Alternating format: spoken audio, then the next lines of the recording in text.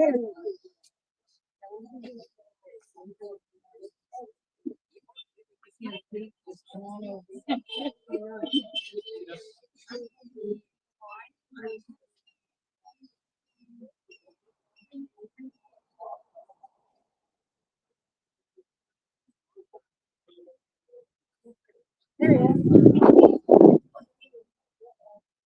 mean, how do you explain that? That's why.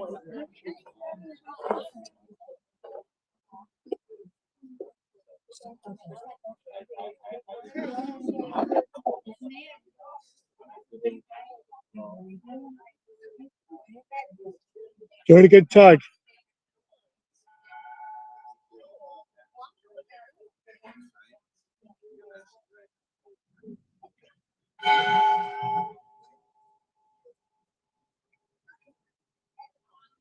Have a good tug.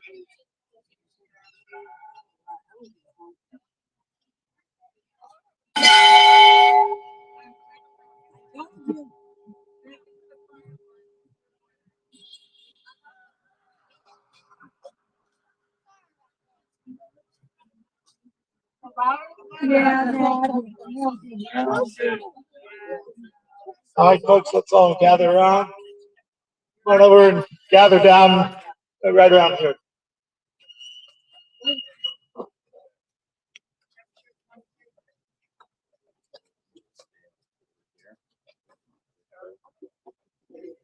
Just to that in this direction. Just right over here.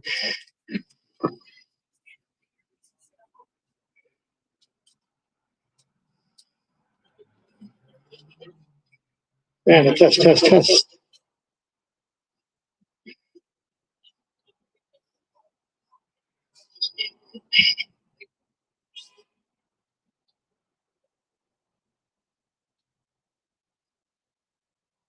And we're going to get started here in just a moment. There we are. Thanks everybody for watching online and for gathering with us here outside the governor's mansion. Governor Ivey. We know she was there this morning. She must have gone off the back because we haven't seen her come out the front today. But we know that she was here. We know she's hearing the bell. We know she's aware. She can see the "All Life is Precious" sign, a big banner across the street. We're so grateful for the folks at well, I can't read that from over here, but at the law firm, it's across the street that is providing space for us to be on their lawn. My name is Abraham Bonowitz. I'm the Executive Director of Death Penalty Action, and here on behalf of Project Hope to abolish the death penalty, and all of us together to say we do not need executions to be safe for people who've done awful crimes, and hold them accountable, and especially when the person who did the crime or who is about to be executed is not guilty of capital murder and actually didn't kill anybody. That's the problem that we're addressing today. Most of us here oppose the death penalty in all cases, and we are here to ask Governor Ivey to grant mercy to Charles Sonny Burton, who did not kill anybody, whose co-defendant is no longer facing execution, and on March 12th, he's got a date to be suffocated to death by the state of Alabama. So we've got a couple of speakers here, and we're going to share some stories and some words, and we're grateful. And if you're watching online, be sure there should be a link, or I'm going to ask Ali to put a link in the chat here on the Death Penalty Action things to the Sonny pages, because we can't go live on the Sonny pages because not enough people are following them yet. So we need everybody to go to the Sonny Burton Facebook and whatever other channels that they have, and like them and follow them so that they then have their own capacity to build, and that's what we need to do. So now I'm going to put the chat in the link in the comments and invite you to go and do that as well. So with that, I'm going to start us off with just a tolling of the bell.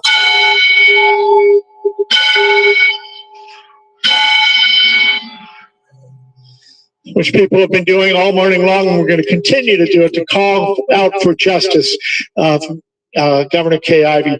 Our first speaker this afternoon now here is Rabbi Scott Looper, Congregation Temple Beth Or here in Montgomery, Alabama.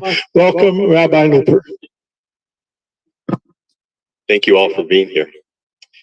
So I'm going to share a few words with you this afternoon, both about what Judaism has to say about the taking of a life and a reflection and asking Governor Ivey, I hope that you are listening, to exercise mercy.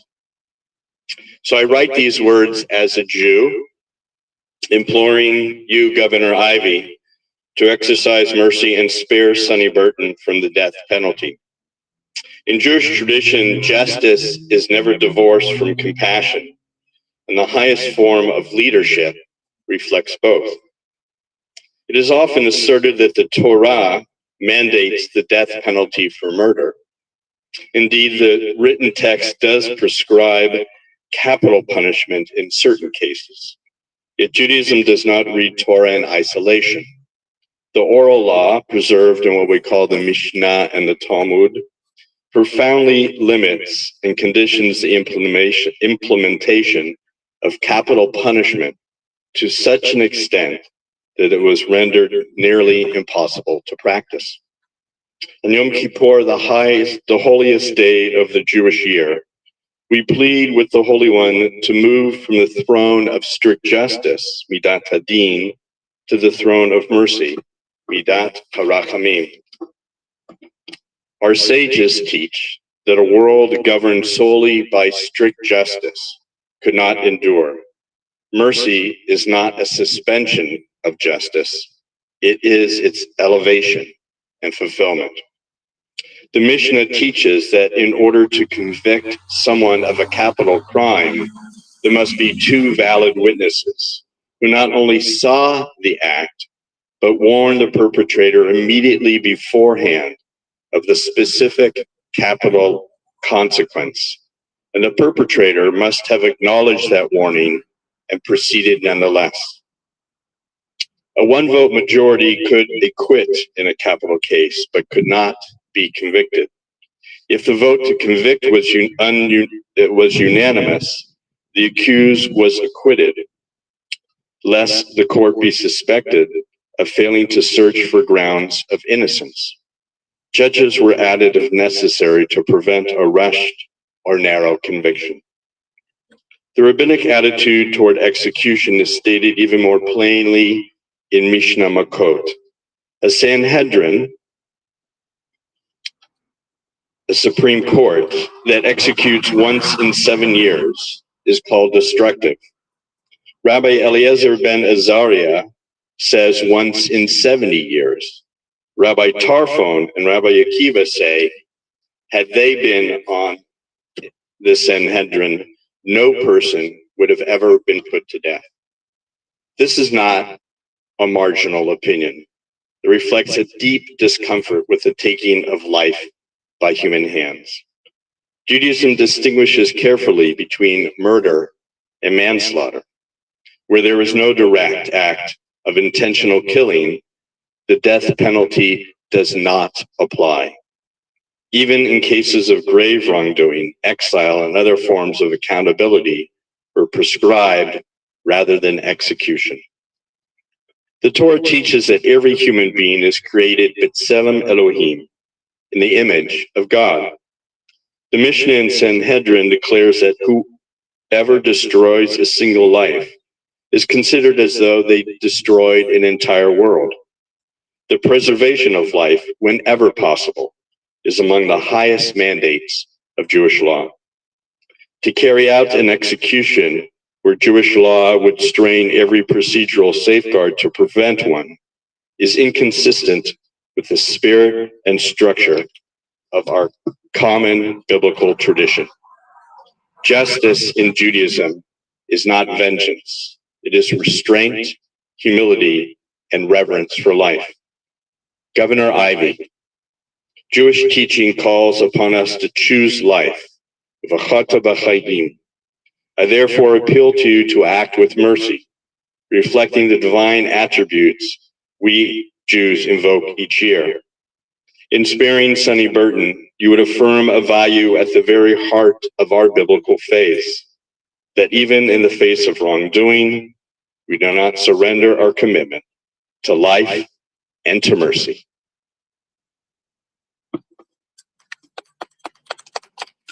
Thank you, Rabbi. Beautifully put.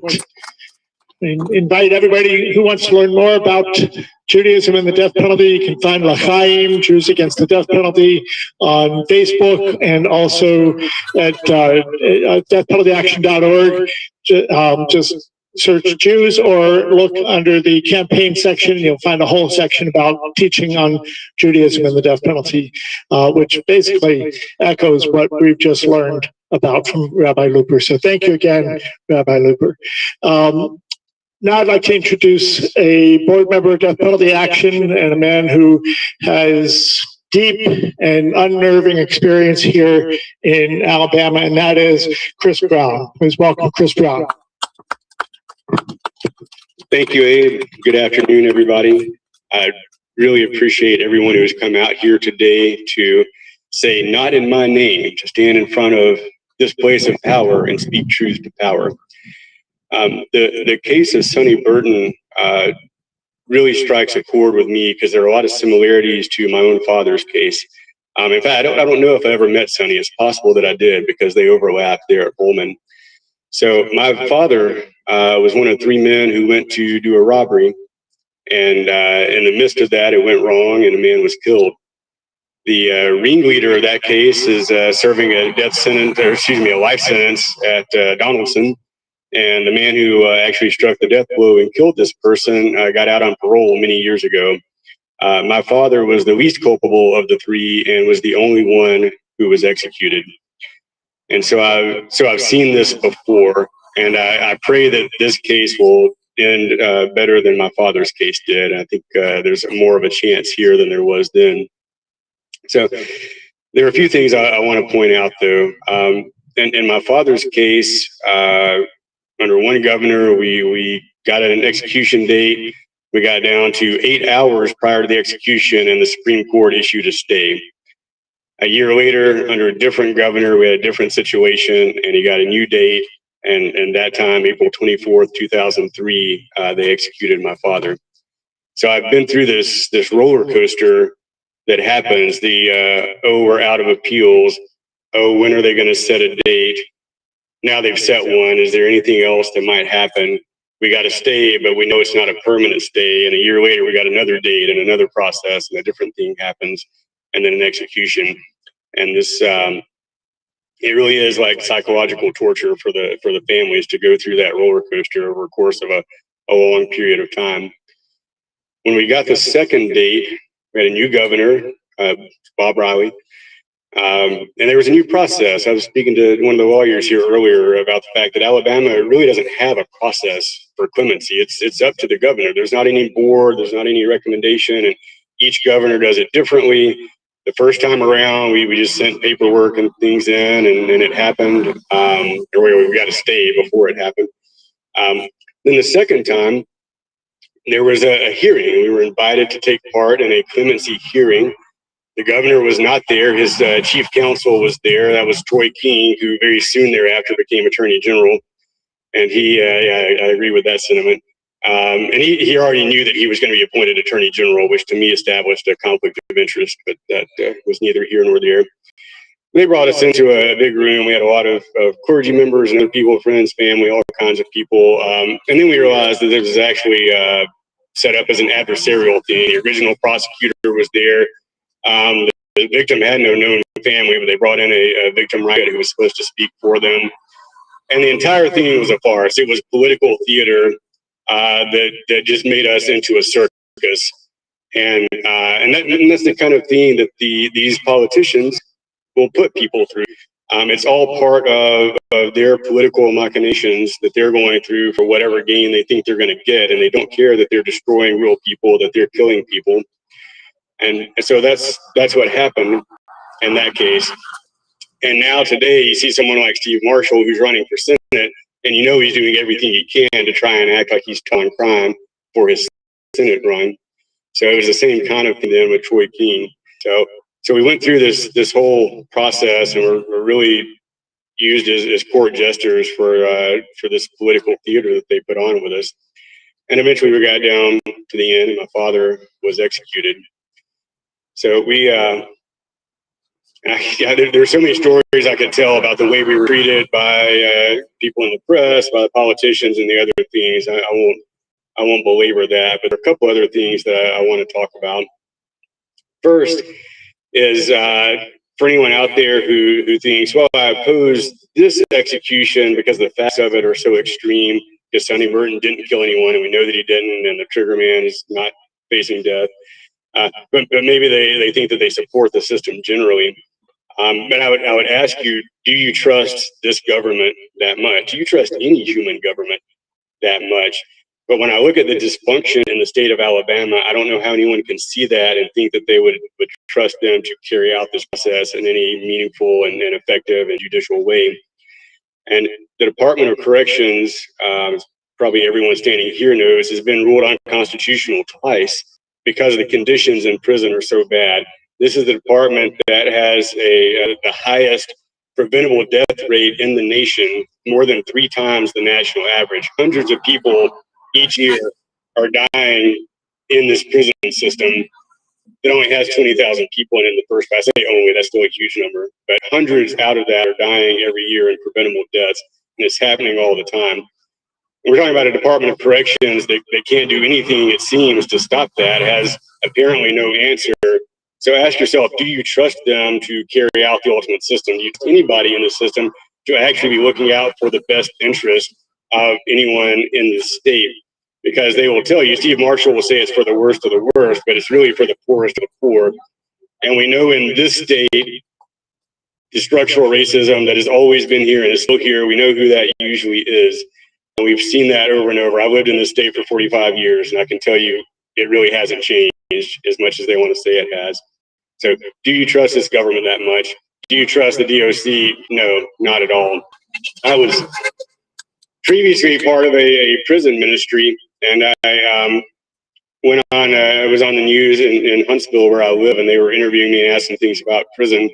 And I told the truth about specific things I had seen at a prison there. I never mentioned the ministry I was with. I was representing a justice reform group. And the so-called chaplain here in Montgomery over the whole thing was offended by my truth-telling and did some research to figure out who I was attached to and called them and had them ban me for life from prison ministry.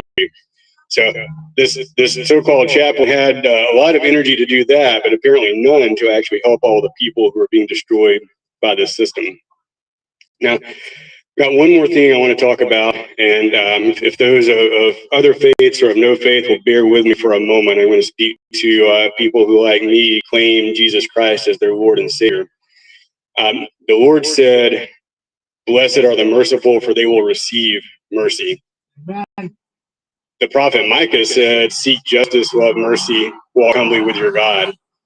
Those are not suggestions, right? And we talk about, if you're a follower of Jesus, the Lord himself talked about mercy. The Lord himself, when presented with a situation that the law might have said should have someone stoned, said, "Go and sin no more." The Lord himself was wrongly executed by an unjust government.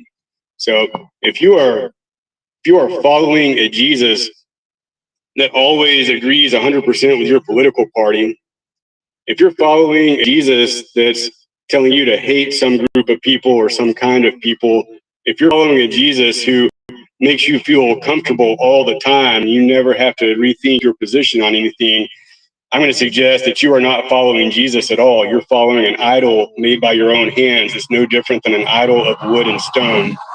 So if you're a follower of Jesus, I ask that you go back to the Sermon on the Mount in Matthew chapter 6, and you read that again, and you see what the Lord has to say about that. And then you tell me whether all life is precious or not. Thank you. Amen. Another rabbi over here. So what do we want? No executions. Where do we want them? What do we want? Why do we want them? What do we want? Why do we want them? What do we want? Why do we want them? You know, so often when we confront people see me wearing my T-shirt or, you know, the truck with the bumper sticker or whatever it is, and they say, well, you feel different. And we get this a lot on our social media too. You feel that's going to happen to you. Well, I'm grateful that I've never, in my recent patients in my family, had to experience the aftermath of murder. And I'm hopeful that none of us here have had to experience the aftermath of murder. But there is somebody here who has, and who is here to tell us how she and her family responded in the aftermath of murder. So here, as a co-founder of the Journey of Hope from Violence to Healing, which is a group led by murder victim family members, is Suzanne Bosler from Florida, Journey of Hope from Violence to Healing. Welcome, Suzanne. Thank you for being here, because I consider myself an activist, but we are all activists. If you wear a button, if you sign a petition, if you call the governor, we are all activism, okay? Not just me. And thank you for listening, but I have a story to tell of how I got involved in the death penalty. On December 22nd, 1986, I witnessed my father getting stabbed to death, and I was also stabbed, left for dead. But I watched him take his last breath, and I happened to survive. And I worked the next 10 and a half years to get the man who did it off of death row and in for life. On June 13th, 1997, I call that my day of victory, because my dad was already gone. If I were wanting him to be executed, I would be a murderer too. And I have so many things to work on here that I cannot do that. I also thought that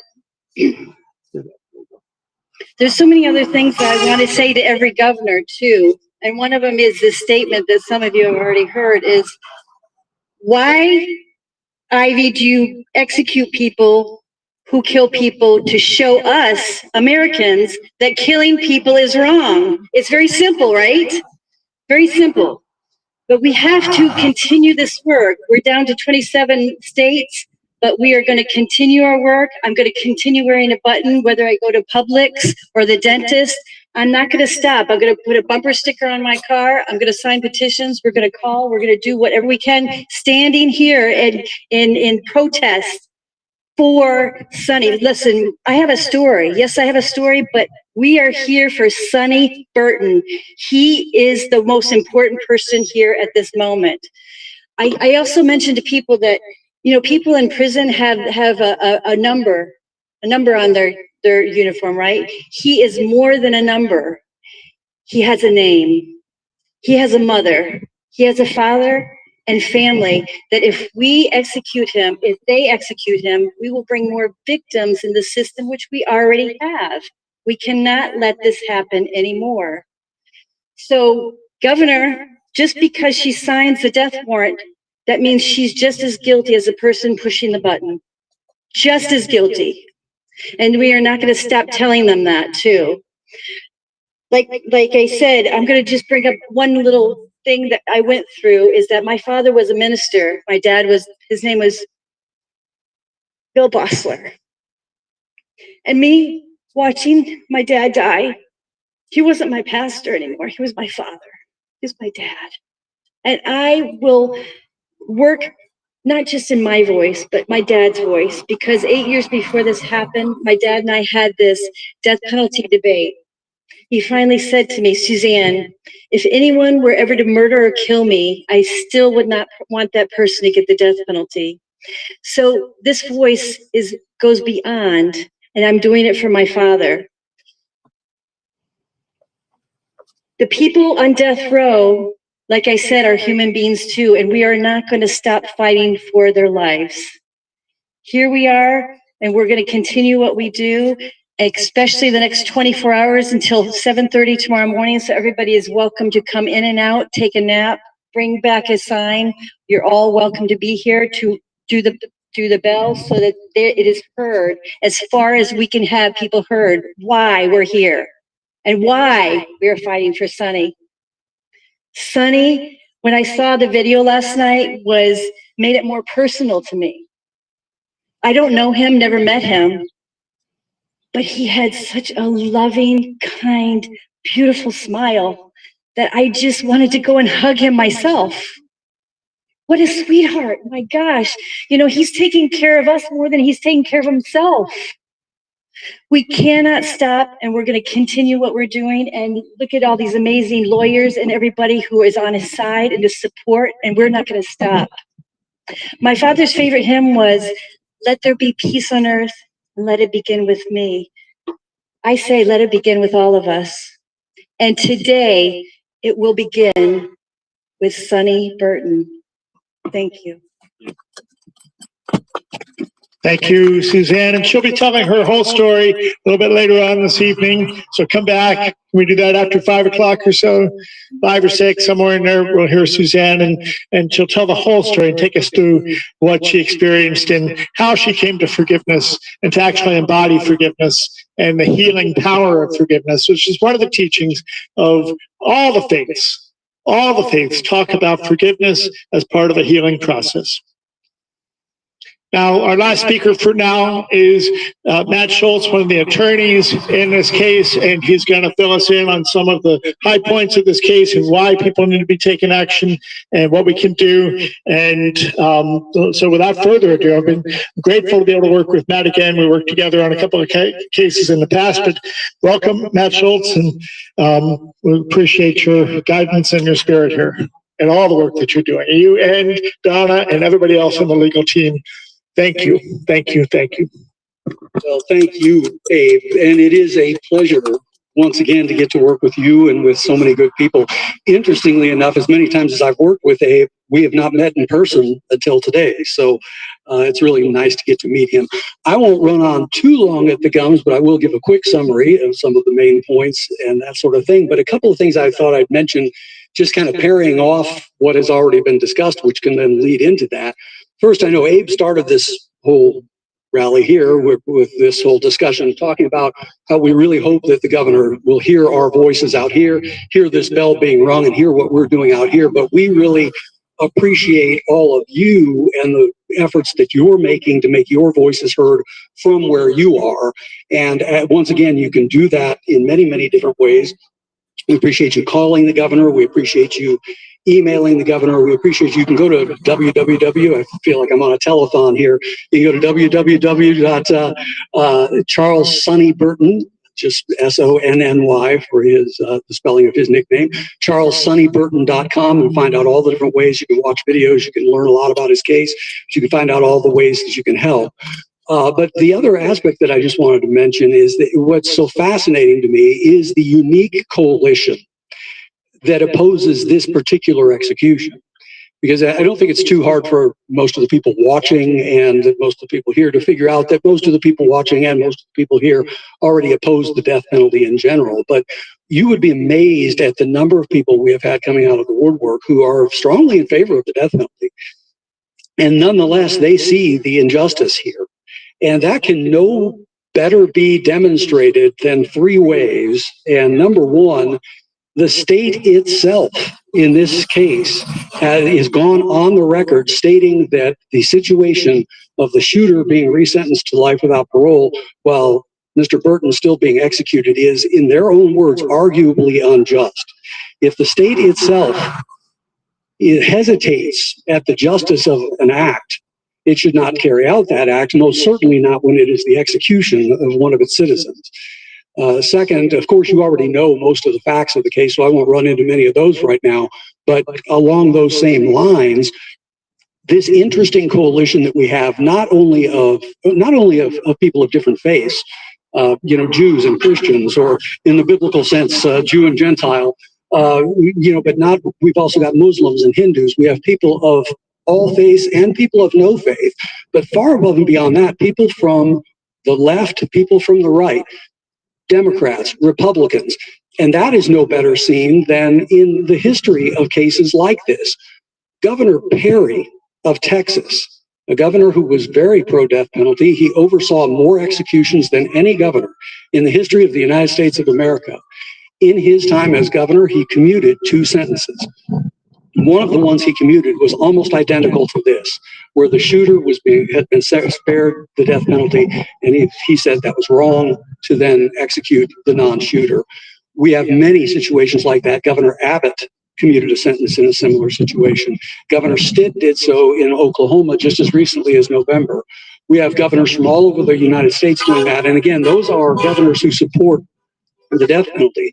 And the third thing that I would point out, as far as that coalition, when you talk about people who support the death penalty, there are 8 people still living who sentenced Mr. Burton to death. 2 do not want to be on record, but 6 of the people who sentenced Mr. Burton to death, and obviously are in favor, and many of them have stated are still in favor of the death penalty. 6 of them support commutation. 3 of them are specifically asking the governor to commute Mr. Burton's sentence, stating that they never would have voted for the death penalty in the first place had they known the shooter would not receive the same penalty and would not face that same fate.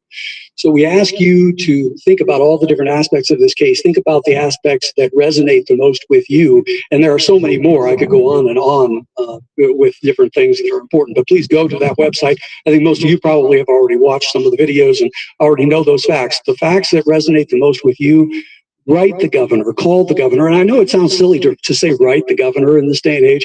I get hardly any letters anymore since my 95-year-old grandma finally passed away a few years ago. But I tell you, a letter can be powerful because of that. So if it moves your heart to take that time to actually write a letter, please do so. Anything you can do, we appreciate all of that. So I will hand it back over to Abe. I'm sure you'll be hearing from all of us, and give him more of a chance to go ahead and wrap up here as well. Thank you again, Abe. Thank you so much, Matt. We're so grateful for your leadership and for everybody on the legal team that's here and that's out working to try to stop this execution. I want to invite everybody that's watching, please share this so that more people can hear these voices, and go to deathpenaltyaction.org. That's where you can sign one of the petitions. And within that is a direct link to the Society's page, and there's other petitions and letter writing actions, things that you can do. We're doing this now. It's a 24-hour vigil, because today is 24 days from the date that Sonny Burton is scheduled to be executed. From now on, beyond today, a week from today, 2 weeks from today, if the governor has not yet acted, then there will be a Mercy Monday vigil just from 7:30 to 8:30. And other things will come about and will be invited to do. If you get on the Sonny Burton newsletter, you'll hear about that. We'll of course, be sharing it as well, and other partners in the coalition. So we just need to do all that we can to amplify the fact of this and other executions. I do want to mention there's at least 3 other people who are scheduled to be executed in the United States between now and the time that Sonny Burton is scheduled to be executed, including 2 in Florida, where they're killing them every other week. It's nuts, and we need to get rid of the death penalty, and that's why we're here.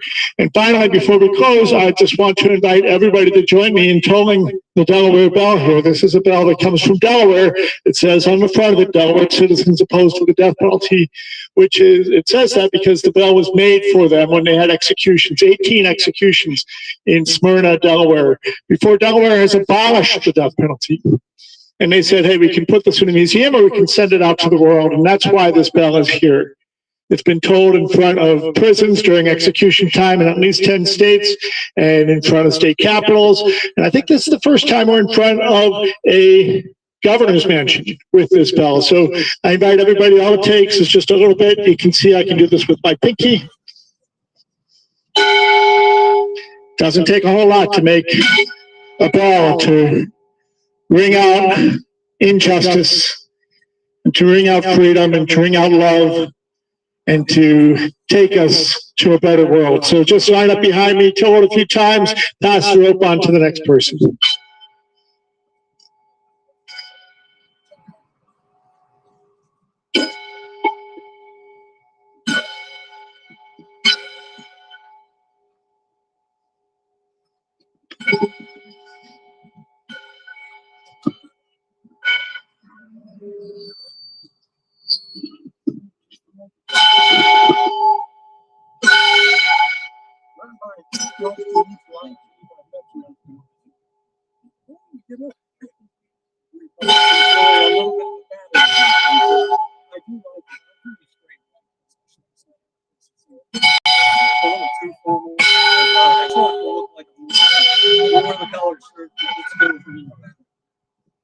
Thank you. Yes, my office is actually just one. I'm with the federal defenders.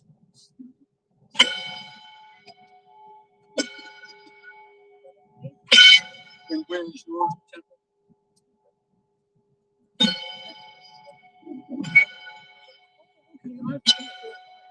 Okay.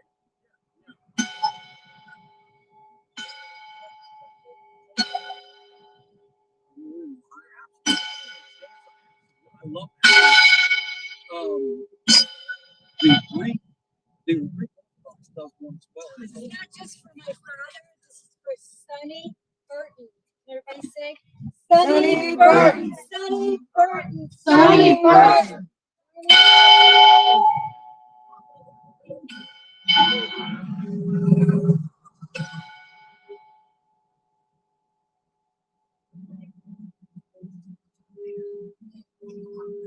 Save Sonny Burton. Thank you, and I can't say how much longer it'll go. There we go.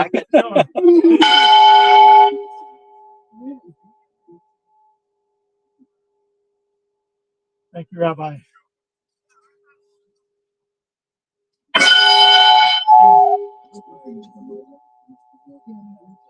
So we'll be back somewhere around 6 p.m. Central Time with more speakers and another bit of information and inspiration as we continue the 24-hour vigil to seek mercy for Charles Sonny Burton.